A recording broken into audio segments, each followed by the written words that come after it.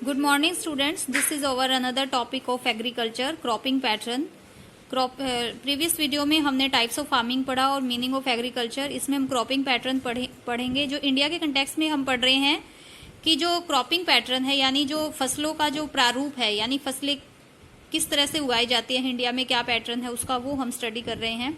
देखो, we have studies the physical diversity and plurality of culturals in India. हमने पढ़ा है कि जो इंडिया में जो फिजिकल डाइवर्सिटी है वो है, और जो हमारा कल्चर है उसमें एक विविधता दिखाई देती है। दीज आर ऑल्सो रिफ्लेक्टेड, यही चीज हमारे जो एग्रीकल्चरल प्रैक्टिसेस है यानी जो एग्रीकल्चर का हमारा काम है उसमें भी दिखाई देती है।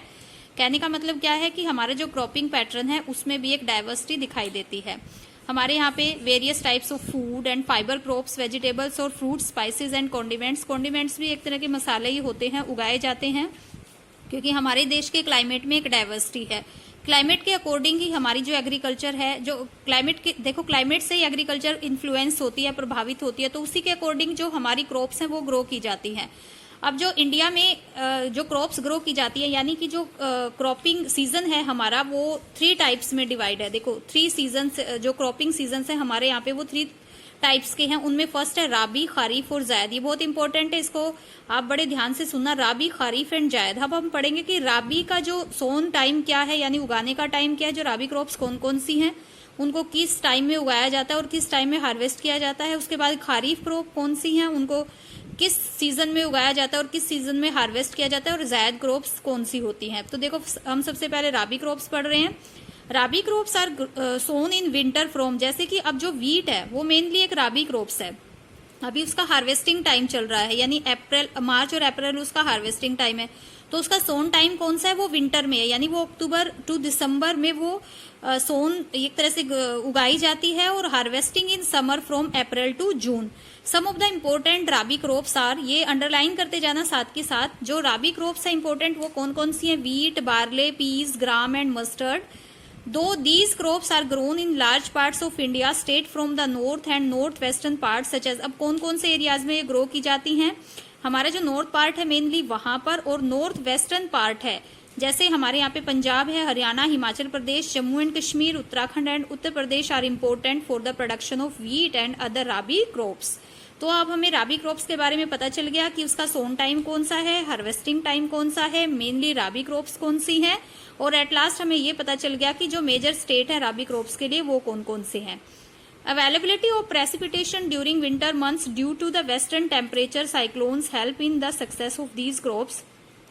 स्टूडेंट्स, आपने वेस्टर्न साइक्लोन्स के बारे में पढ़ा है कि वेस्टर्न साइक्लोन्स क्या होता है, जिसकी वजह से इंडिया के नॉर्थ पार्ट में विंटर में बारिश होती है, और विंटर में जो बारिश होती है वो हमारी जो राबी क्रॉप्स है उसके लिए बहुत ही ज्यादा बेनिफिशियल है। जैसे वीट के लिए काफी उसके जो ग्रोथ होती है उसमें काफी हेल्पफुल होती है, तो एक तो इस वजह से राबी क्रॉप ग्रो की जाती है। नेक्स्ट हमारा इसके पीछे क्या रीजन है, ग्रीन रेवोल्यूशन। क्योंकि ग्रीन रेवोल्यूशन में क्या हुआ था, जो पंजाब, हरियाणा, वेस्टर्न उत्तर प्रदेश के पार्ट है वहां पे इरिगेशन फैसिलिटीज को बढ़ाया गया था। केमिकल फर्टिलाइजर्स का यूज करके हमने क्या किया था, हमने जो वीट प्रोडक्शन में एक काफी अचीवमेंट ली थी, काफी मतलब वीट प्रोडक्शन काफी लार्ज स्केल पे हुआ था। इस वजह से ये जो क्रॉप है ये इन एरियाज में ज्यादा से ज्यादा ग्रो की जाती है। तो राबी क्रॉप का आई होप आपको ये टॉपिक समझ आ गया होगा। नेक्स्ट हमारा है kharif crop. Kharif crop are grown with the onset of monsoon. अब जैसे ही राबी क्रॉप हार्वेस्ट होती है उसके बाद ही हमारी खरीफ क्रॉप जो है वो ग्रो की जाती है। ऑनसेट ऑफ मॉनसून मीन्स जैसे ही मॉनसून अराइज होगा in different parts of the country and these are harvested, और हार्वेस्टिंग टाइम क्या है इसका, सितंबर से अक्टूबर। यानी जो इसका ऑनसेट यानी ग्रोइंग टाइम क्या है हमारा इसमें, मई टू जून, और इसका हार्वेस्टिंग टाइम है September to October. Important crops grown during this season are, इसमें जो इंपॉर्टेंट क्रॉप्स हैं वो कौन कौन सी है, देखो paddy, maize, jowar, bajra, tur, moong, urad, cotton, jute, groundnuts and soybean.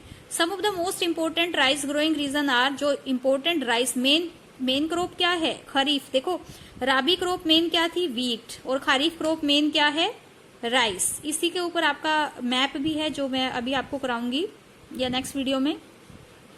तो some of the most important rice growing region are, कहाँ पे राइस जो है वो ज्यादा होता है ये आपने मैप में शो करना है। जैसे असम है, वेस्ट बंगाल है, coastal region of Orissa, Andhra Pradesh, Tamil Nadu, Kerala and Maharashtra. Particularly the Konkan coast यानी गोवा के पास जो एरिया है along with Uttar Pradesh and Bihar, यहाँ पर भी जो राइस है वो काफी ग्रो किया जाता है। Recently paddy has also become an important crop of Punjab and Haryana. Punjab और हरियाणा में भी जो राइस है वो काफी ग्रो किया जाता है। In state like Assam, West Bengal and Orissa 3 types of paddy, यानी जो राइस की ये टाइप्स हैं 3 टाइप्स हैं जो बंगाल, वेस्ट बंगाल और उड़ीसा में ग्रो की जाती हैं, जो काफी फेमस है। दीज आर ओस, अमोन एंड बोरो। ये राइस की मतलब टाइप्स हैं। नेक्स्ट है in between the rabi and the kharif season. अब जायद क्रॉप क्या है? देखो, जो राबी और खरीफ के बीच में जो फसलें जो ग्रो की जाती हैं, जैसे आपको अभी पता चलेगा जो अभी जैसे हार्वेस्टिंग किसकी हुई है, हार्वेस्टिंग टाइम किसका है? वीट का। और राइस का जो सोन टाइम है वो 1 और 2 मंथ के बाद है। लेकिन इस 1 और 2 मंथ के ड्यूरिंग ही जो एक बीच में कोई क्रॉप गेन कर ली जाती है एक स्मॉल टाइम पीरियड में, यानी छोटे से टाइम में, जैसे कि वाटरमेलन है, मस्क मेलन है, कुकुम्बर है, ये कुछ वेजिटेबल्स होती हैं। या जैसे जो फोडर क्रॉप हैं, फोडर क्रॉप्स होती हैं, जो चारे की फसलें होती हैं। जैसे अब जो एनिमल्स हैं हमारे, उनके लिए हम कुछ फोडर ग्रो करते हैं, कुछ उसका तो जैसे जवार वगैरह है वो ग्रो कर देते हैं, तो वो हमारी क्रॉप होती है, उनको हम जायद क्रॉप कहते हैं। Sugar cane takes almost a year to grow. और जो शुगर केन है वो कम से कम 1 साल लेता है ग्रो होने के लिए।